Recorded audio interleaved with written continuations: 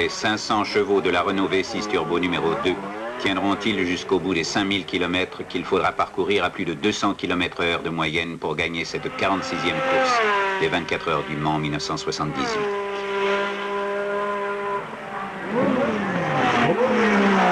La lutte est serrée entre Renault et Porsche. Dans les stands comme sur la piste, l'inquiétude grandit à mesure que s'approche la fin. Certes, il y a déjà le record du Tour largement battu en 3 minutes 34 secondes 2 centièmes par Depaille et Jabouille, mais ce n'est pas encore la vraie, la grande victoire.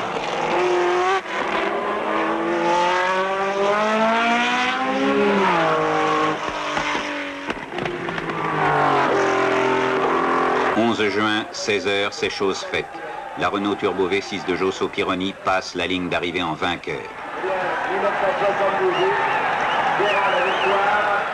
En 3 ans d'efforts, Renault inscrit de nouveau son nom au palmarès des 24 heures du Mans.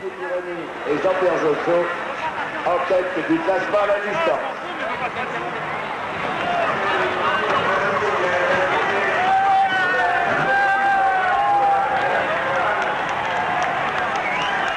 En plus de la victoire, l'équipe Renault Elf a accompli encore 3 performances exceptionnelles.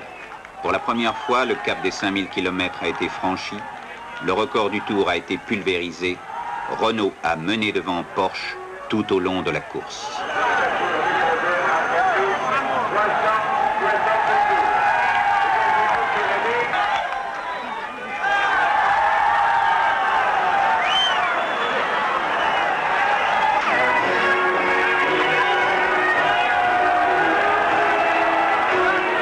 L'impact du Mans fut à la mesure du suspense intense provoqué par le duel Renault-Porsche.